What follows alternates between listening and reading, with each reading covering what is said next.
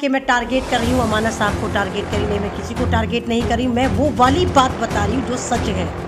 अमानत साहब जाके वहाँ पर चिल्लम चिल्ली मचा रहे हैं, वहाँ पर झूठ का जनरेटर बने हुए हैं। बटला हाउस में देखिए, पूरे ओखला में देखिए क्या ऐसी की तैसी लगी हुई है, वहाँ के डेवलपमेंट की वो बात करते हैं। अगर आप देखिए काउंसलर का इलेक्शन है, वो भी 8 महीने के लिए री इलेक्शन है, और इन लोगों ने वहाँ पर अब तक 3-4 करोड़ खर्च कर दिया है। यही 3-4 करोड़ उस वक्त खर्च करा होता जब दिल्ली दंगे हो रहे थे, उस वक्त खर्च करा होता जब वहाँ पर लॉकडाउन लगा था, उस वक्त खर्च करा होता जब कोरोना वायरस था, तो आपने चवन्नी खर्च नहीं करी।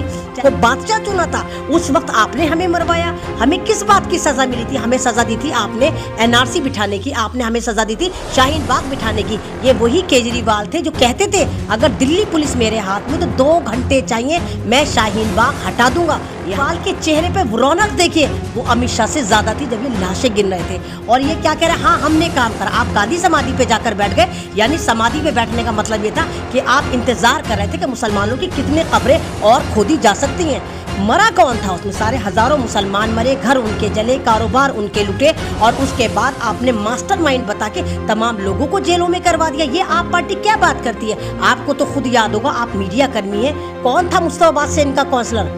ताहिर हुसैन था, जिस बंदे ने अपने काउंसलर को फौरन एफआईआर कराकर पार्टी से निकालकर जेल में सड़वा दिया हो, वो बात कर रहा है को हमें इंसाफ देगा। और ये अमानत साहब कहाँ का इंसाफ की बात करते हैं? किस तरह ये इतने बेजमीर हो गए कि इनके अंदर इतनी सी भी इंसानियत नहीं। मरकज़े निजामुद्दीन को आप याद करिए, क्या करा था केजरीवाल ने।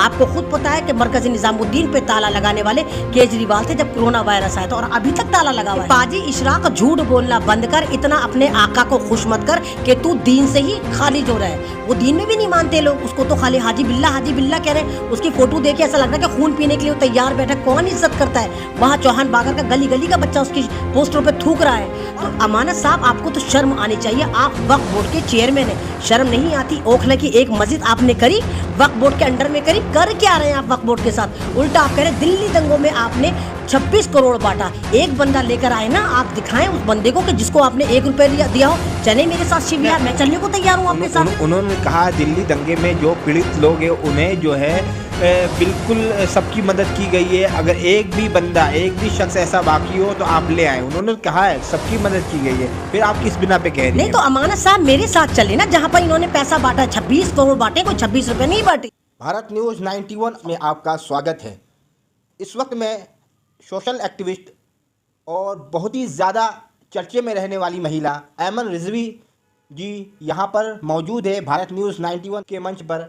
और आपको मैं बता दूं, जिस तरह से चौहान बांगर का जो री इलेक्शन, जो 8 महीने का जो इलेक्शन है, मैं रिजवी से इसलिए सवाल पूछूंगा, इसलिए ये इंटरव्यू कर रहा हूँ, इसलिए बातचीत कर रहा हूँ क्योंकि ये ऐमन रिजवी जी अभी वेलफेयर पार्टी एक है, उस पार्टी में अभी हाल फिलहाल ज्वाइन हुई है। और इनका 3 सभा वहाँ पर चौहान बांगर में 3 सभाएं हुई है, और तीनों सभा में इन्होंने बिल्कुल अपनी फायरिंग स्पीच के ज़रिए वहाँ पर लोगों को काफ़ी मुतासिर किया है। और उस कई सारी बातें देखने को मिली है वहाँ पर कि इन्होंने अमानतुल्लाह खां जो ओखला के विधायक है उनको टारगेट किया, इन्होंने चौधरी मतीन के बेटे जो जुबैर वहाँ के कैंडिडेट है उनको टारगेट किया। और चलते चलते में हाजी इशराक जो वहाँ के कैंडिडेट है आम आदमी पार्टी के, उस पर भी बात करेंगे। जिस तरीके का बयान उनके काफ़ी वायरल हो रहा है व्हाट्सएप यूनिवर्सिटी में और सोशल मीडिया में काफ़ी वायरल हो रहा है, जिन्होंने उस मरकज़ को लेकर के उन्होंने एक बात कही थी कि अरविंद केजरीवाल ने ऐसी कोई बात नहीं कही थी। मरकज़ के मौलाना साद पे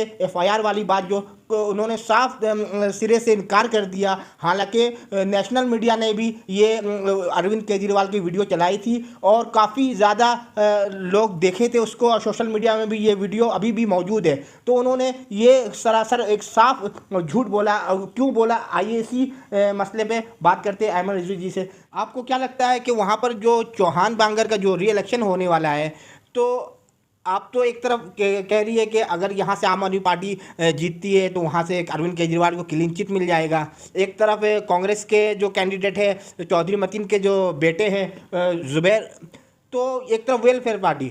अगर आपको लगता है, आपने कह दिया आम आदमी पार्टी वहाँ से अगर जीत जाती है, और चलिए अगर जीत जाती है तो एक बार बताइए वेलफेयर पार्टी जो इलेक्शन में जो आपका कैंडिडेट जो मोहसिन खान है वहाँ पर जो खड़ा हुआ है, वो क्या वोट नहीं काटेगी? तो वो वोट किसके हक में कटेगा? वो वोट आप भी तो, ये पार्टी तो इतनी बड़ी पार्टी है नहीं, तो वोट काटने का काम तो ये पार्टी भी करेगी। तो अगर ये वोट कटता है तो कांग्रेस का वोट कटा, ये तो ज़रूरी नहीं कि आम आदमी पार्टी का वोट काटेगा, कांग्रेस का भी वोट काटेगा। इस वोट काटने के चक्कर में अगर वो पार्टी निकल गई तो आप भी कहीं ना कहीं जिम्मेदार होंगी, ये बताइए। अस्सलाम वालेकुम। आपके चैनल से पहले तो मैं ये कहना चाहूँगी कि मैं वेलफेयर पार्टी ऑफ इंडिया की कोई कारकुन नहीं हूँ। मैं एक तरह से उनकी स्टार प्रचारक बनकर गई थी, क्योंकि मैंने देखा कि वो बहुत कमज़ोर कैंडिडेट था और एक हक की लड़ाई लड़ रहा था। और जैसे आपने दूसरी बात कही कि वोट काटने वाली बात होगी, शायद अगर आपको पता हो कि मोहसिन खान जो है ये सगा इशराक का रिश्तेदार है, आपस में एक ही ख़ानदान के लोग हैं, तो क्या वजह रही कि एक ही ख़ानदान के दो बेटे या दो लड़के अलग अलग पार्टी में गए। तो दूसरी बात है, जैसे आपने कहा कि मैं टारगेट कर रही हूँ, अमाना साहब को टारगेट करी, नहीं, मैं किसी को टारगेट नहीं कर रही हूँ, मैं वो वाली बात बता रही हूँ जो सच है। अमानत साहब जाकर वहाँ पर चिल्लम चिल्ली मचा रहे हैं, वहाँ पर झूठ का जनरेटर बने हुए हैं। बटला हाउस में देखिए, पूरे ओखला में देखिए क्या ऐसी की तैसी लगी हुई है, वहाँ के डेवलपमेंट की वो बात करते हैं। अगर आप देखिए काउंसलर का इलेक्शन है, वो भी 8 महीने के लिए री इलेक्शन है, और इन लोगों ने वहाँ पर अब तक 3-4 करोड़ खर्च कर दिया है। तो 8 महीने में आप 3-4 करोड़ खर्च कर रहे हैं। अगर आपने यही 3-4 करोड़ उस वक्त खर्च करा होता जब दिल्ली दंगे हो रहे थे, उस वक्त खर्च करा होता जब वहाँ पर लॉकडाउन लगा था, उस वक्त खर्च करा होता जब कोरोना वायरस था, तो आपने चवन्नी खर्च नहीं करी। चाहे वो केजरीवाल साहब हो, चाहे वो जुबैर साहब हो, मतीन साहब, किसी ने कुछ खर्च नहीं करा। और जब दिल्ली दंगे हुए, आपने दिल्ली दंगे देखा कि किस तरह दिल्ली दंगे हुए, किस तरह ये कोऑर्डिनेट थे, और केजरीवाल का इसमें कितना बड़ा योगदान था।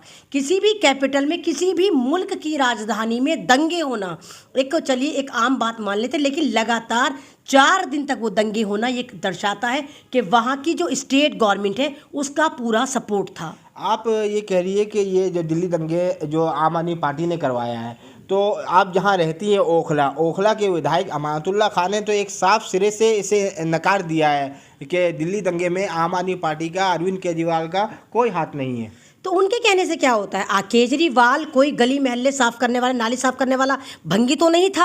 दिल्ली का बादशाह था, दिल्ली का हुक्मरान था।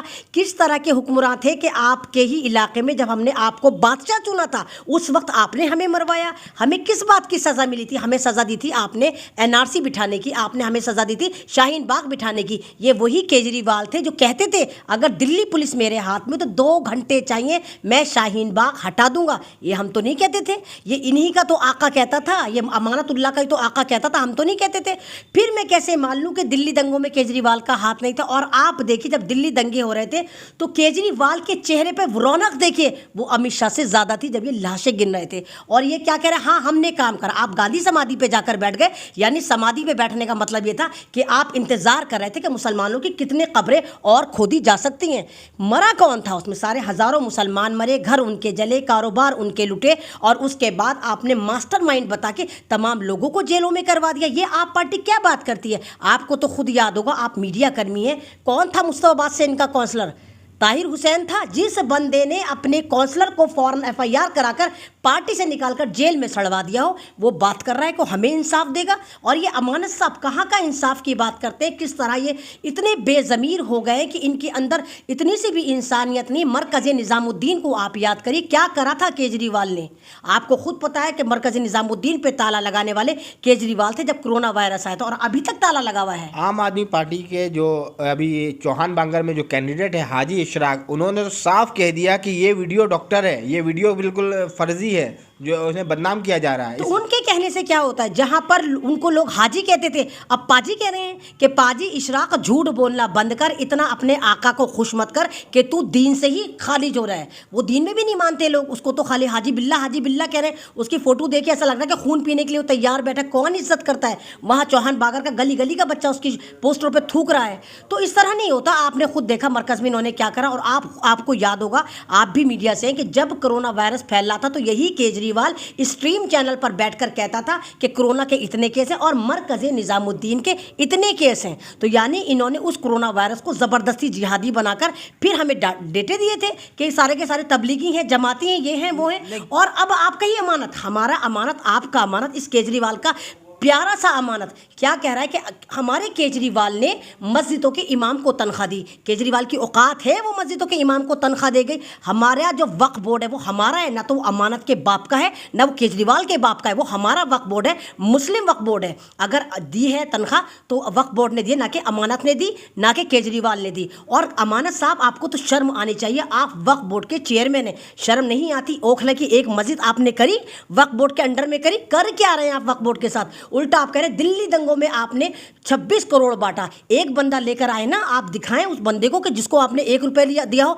चले मेरे साथ शिव विहार, मैं चलने को तैयार हूं आपके साथ। उन्होंने कहा दिल्ली दंगे में जो पीड़ित लोग हैं उन्हें जो है बिल्कुल सबकी मदद की गई है। अगर एक भी बंदा, एक भी शख्स ऐसा बाकी हो तो आप ले आए। उन्होंने कहा है सबकी मदद की गई है, फिर आप किस बिना पे कह रही हैं? नहीं तो अमानत साहब मेरे साथ चले ना, जहां पर इन्होंने पैसा बांटा, 26 करोड़ बांटे, कोई 26 रुपए नहीं बांटे। ऐसे कैसे बांटे? जिसको देखो करोड़ों की बात कर रहा है। तो इसमें तो मुस्तफाबाद भी नया बन जाता, शिव विहार भी नया बन जाता, सारे नए बन जाते। चले मेरे साथ अमानत साहब, दिखाएं उन घरों के दरवाजे बजाएं और बताएं वहां से जमात इस्लामी ने मदद करी है, 32-35 करोड़ बांटा। इन लोगों ने एक पैसा नहीं बांटा। अमानत ने भी बिल्कुल ऐसी ही धांधली करी थी, जैसे पीएम केयर फंड बना था, ऐसी अमानत ने दिल्ली दंगों के नाम पे एक फंड बनाया था अपने नाम, और चवन्नी नहीं बांटी थी इसने। आप देखिए ना क्या डेवलपमेंट देते हैं ओखला में। देखिए आप, ये बिजली फ्री, पानी फ्री करते हैं। अरे जब ओखला में पानी होगा तभी तो आप फ्री करेंगे। 5 मंजिला टावर, यहाँ पानी नहीं है, पानी माफिया यहाँ पर है, हर घर में केन आती है, तो कौन सा पानी आप फ्री में देते हैं? कौन सी बिजली आप फ्री में देते हैं? आखिर क्या वजह रही है कि दिल्ली दंगे को तो पूरा का पूरा इल्ज़ाम जो है अरविंद केजरीवाल, आम आदमी पार्टी को ठहराया जा रहा है? आप अगर देखिए ना कि एक झाड़ू की लहर आती है और पूरे दिल्ली को साफ करके ले जाती है, तो ऐसे कैसे मान लूँ कि कोई नई पार्टी बनती है और एक ही दफ़ा में वो पूरा का पूरा दिल्ली को जीत के ले जाती? नहीं ले जा सकती। यानी कि इसको कोऑर्डिनेट करा गया था, इसको बिठाया गया था कांग्रेस का दिल्ली में सुत्ता सूतने के लिए, आम आदमी पार्टी को लाया गया था। और ये वाली बात मैं लगातार कह रही थी, ये आरएसएस सपोर्टिंग पार्टी थी और हमें पता था इतना बुरा करेंगे, लेकिन इतना बुरा इतनी जल्दी कर देंगे ये नहीं पता था। केजरीवाल ने कहा मोदी जी कि मोदी जी तुमने जो गुजरात मॉडल दिया था ना, जहाँ तुमने मुसलमानों को मारा था, उसको भी मैं फेल कर दूंगा दिल्ली के दंगे कराकर। तो दिल्ली में दंगे उन्होंने कराए, देखिए किस तरह इन्होंने दंगे करवाए हैं। नहीं, फिर भी ये ओखला के विधायक जो है उन्होंने काफ़ी काम करा। अमानतुल्लाह खां जो है वो ओखला के विधायक, उन्होंने काफ़ी दिल्ली दंगे के जो पीड़ित लोग हैं उनके लिए काफ़ी काम करा। जब दंगे चल रहे थे तो उस वक्त भी इन्होंने एलजी हाउस का घेराव भी किया था। ऐसा नहीं है कि वो घर में बैठे तो हुए। एलजी हाउस मर रहा था, एलजी की बेटियां मर रही थी, एलजी मर रहा था। अबे करना था तो वहां जाते ना, शिव विहार में जाते। ये केजरीवाल, वही केजरीवाल, पुलिस मेरे हाथ में नहीं है तो बताए ना कल ट्रकों में पुलिस कहां से भर के लाया था। यानी जब दंगे होंगे तो पुलिस तेरे हाथ में नहीं होती, लेकिन जब तू कहीं जाएगा, तेरी शाही सवारी कहीं जाएगी तो तू ट्रकों भर के पुलिस लेकर आ जाएगा। तो वो पुलिस कल तेरे साथ कैसे आई थी? कल वहां पर इसने विजिट करिए, पूरे 55 से 60 लाख खर्च करा गया वक्फ बोर्ड का। वहां पर इसने अपनी रैली निकाली है जाफराबाद में, और हमारे अमानत साहब वहां पर धमकी देकर आए कि खबरदार अगर किसी ने केजरीवाल पर एक टमाटर भी फेंक दिया तो हम उसको घर से घसीट घसीट कर मारेंगे। तो आप धमकियां दे रहे थे, ऐसा कहा उन्होंने? अमानत ने कहा, आप सुनिए लाइव उस पे जाके, हिंदुस्तान लाइव पे जाके सुनिए, अमानत ने खुद बोला है। फिर उल्टा कह रहे हैं कि मेहमान का एहतराम करना चाहिए। ये केजरीवाल मेहमान कब से हो गया? ये तो हमारा बादशाह है, दिल्ली का बादशाह है, दिल्ली की हुकूमत इसके हाथ में। तो आप ही बताइए, अगर आप अपने घर जाएंगे तो आप सिक्योरिटी में जाएंगे? अगर हम अपने घर में जा रहे हैं, अपने लोगों से मिलने जा रहे हैं, तो क्या हम सिक्योरिटी के साथ जाएंगे? ये बताएं आप कि जो इलेक्शन होने वाला है, चौहान बांगर में, तो आपकी जो, आप जिस पार्टी से जो प्रचार कर रही है, आप सभाएं, आपने 3 सभाएं ज्वाइन करी, आपकी फायरिंग स्पीच भी हुई है, तो आपकी पार्टी का मैनिफेस्टो क्या है ये बताइए? किस मुद्दे पे आप इलेक्शन लड़ रही है? आपकी पार्टी लड़ रही है? मेरी वो पार्टी नहीं है, भी मैंने ज्वाइन नहीं करी, स्टार प्रचारक हूँ। लेकिन जहाँ तक मैंने उसको स्टडी करा, मैंने ये पाया कि वो तेरी मेरी पार्टी नहीं, वो पंजाब पार्टी नहीं है कि वो खाली नेहरू परिवार है, गांधी परिवार है, सोनिया गांधी, मेनका गांधी और सारी गांधी गांधी गांधी। ये केजरीवाल की पार्टी नहीं कि केजरीवाल केजरीवाल केजरीवाल। ये एक ऐसी पार्टी जिसमें तमाम लोगों को लीडर माना जाता है, तमाम लोगों से कहा जाता है विजन पे काम करें। ये नहीं कि आए बकवास करें, स्टेज पर चले जाएं। आप जमीन पे उतर कर काम करेंगे तो आपको पार्टी रखेगी, नहीं तो बाहर का रास्ता दिखा देगी। ये इस पार्टी का विजन है, बहुत जमीन पे जाके ये लोग काम करते हैं। और 11 स्टेट में ये नेशनल लेवल की पार्टी बन चुकी, 11 स्टेट में अब तक इनके 170 काउंसलर ये लोग जीत चुके हैं। 170 काउंसलर हैं इनके। और वही केजरीवाल साहब जिनको मुसलमानों ने सर पर बिठाया था, ज़रा वो हिसाब दें कि 70 साल में यहाँ पर कितनी सरकारें आई, कितनी सरकार गई, क्या किसी ने मुसलमानों की टोपी का मजाक उड़ाया? ये वही केजरीवाल है जिसने हमारी इज्जत टोपी के ऊपर झाड़ू सजा दी। झाड़ू किस चीज़ का सिंबल होता है? झाड़ू हमारी गंदगी साफ करती है, और इस केजरीवाल ने झाड़ू को हमारे सर पर बिठा दिया। और इतनी लंबी लंबी दाढ़ी वाले मुसलमान ये बेवकूफ़ ये भूल गए कि आपने जो टोपी लगाई आप झाड़ू सजाए फिर रहे हैं। तो ये नाली का इलेक्शन में इतना तांडव क्यों? नाली का इलेक्शन है और ये 8 महीने के, महज 8 महीने का इलेक्शन है। इसमें एक दूसरे पे लोग चढ़ रहे हैं और बदतमीज़ी कर रहे हैं। और दूसरी बात ये है कि आप जो वेलफेयर पार्टी के जो मोहसिन खान है, तो उससे एक बार बताएं, एक तो नया चेहरा है, पार्टी भी नहीं है, तो ये अगर 1% अगर जीत भी जाती है तो ये माने कि क्या काम कर पाएंगे वो वहाँ पर, इस इलाके में, जो इलाका पहले से पीड़ित है। नहीं तो 8 महीने का इलेक्शन है, ये वाली बात तो आपको केजरीवाल साहब से पूछनी चाहिए, या वाली बात आपको मतीन साहब से पूछनी चाहिए कि 8 महीने के इलेक्शन में ऐसी कौन से आपको लेबर पेन हो रहे हैं कि आप करोड़ों खर्च कर रहे हैं। दिल्ली में कई जगह इलेक्शन हो रहे हैं, क्या केजरीवाल वहाँ पर गया? नागलोई में भी हो रहा है, क्या कोई वहाँ पर गया? तो सारे के सारे मुसलमानों को पकड़ पकड़ कर वहाँ पर दलाली क्यों ये करी सवाल जा रही है? ये सवाल वेलफेयर पार्टी पे भी लागू हो सकता है ना। आप लोग भी चौहान बांगर में जाइए। हम लोग पॉलिटिकल पार्टी से नहीं है, हम तो सिंगल 1.5 पसली है, हमारी कोई औकात नहीं है। वेलफेयर हम पार्टी जमीन से चलने वाले लोग हैं। वेलफेयर पार्टी तो पॉलिटिकल पार्टी है। पॉलिटिकल पार्टी है, कोई खर्च नहीं करा। हमने नुक्कड़ सभाएं करी, हमारे फंड में इतना पैसा नहीं था, हमने नुक्कड़ सभाएं करी हैं। सिर्फ 3 रैलियां करी हैं, 20-20 हज़ार का जो मंच लगा है, सिर्फ 20-20 हज़ार के 60 हज़ार खर्च करे, इससे ज्यादा खर्च भी नहीं करा। कांग्रेस भी, हमारी पार्टी भी कहेगी कि मैंने भी कुछ खर्च नहीं करा। उनके तो जाकर देखिए ना, रंगारंग चल रहे थे, उनके सारे मुजरे चल रहे थे, पैसे बढ़ रहे थे, खाने की देगे खुल रही है, सब पैसों में वहां पर आ रहे हैं। आप केजरीवाल को देखिए, वो हजारों मुसलमान ट्रकों में भर के लेकर आया। हाजी इशराक के खानदान के सिर्फ 50 लोग बड़ी मुश्किल से शामिल हुए, काले कपड़े पहन के लोगों ने एहतजाज करा। बहुत ड्रामे हुए, बहुत ड्रामे हुए वहां पर। ये भी तो हो सकता है कि उनके चाहने वाले उनके साथ आए होंगे। नहीं, इस तरह नहीं होता। चाहने वाले से क्या मतलब है? वोट अगर वहाँ का है, ये मेन वजह यह है कि इस वक्त जो है केजरीवाल ये चाहता है कि तमाम मुसलमान उसको क्लीन चिट दे दें, वो कह दें हाँ खूनी पार्टी जो है वो खूनी पार्टी नहीं है। इसीलिए पूरी की पूरी आप पार्टी चौहान बागर पे लगी हुई, ताकि दिल्ली दंगों का जो पाप है वो धुल जाए। यही तो वक्त था, 23 फरवरी से दंगे शुरू हुए थे और 28 फरवरी तक हुए थे। इसीलिए उस पाप को मिटाने के लिए फुल पैसा खर्च कर रहे हैं और उन बेजमीन मुसलमानों को खरीद रहे हैं। अरविंद केजरीवाल जो चौहान बांगर जो वो अपना रोड शो किए थे, तो लोगों ने तो उनका जबरदस्त इस्तकबाल किया था। तो आपसे किसने कहा लोगों ने करा था? तो सारे किराए के लोग गए थे, सारे के सारे फर्जी देशभक्त गए थे। वो तो अंदर गलियों में घुसे भी नहीं थे, वो तो बिल्कुल मेन रोड पे जाकर आ गए थे तांडव करके। और कितने ट्रक भर के आर्मी लेकर गए थे, वो अंदर नहीं गए, वो खाली वो बाहर बाहर गए, अंदर तो उनको घुसने ही नहीं दिया चौहान बागर की पब्लिक ने।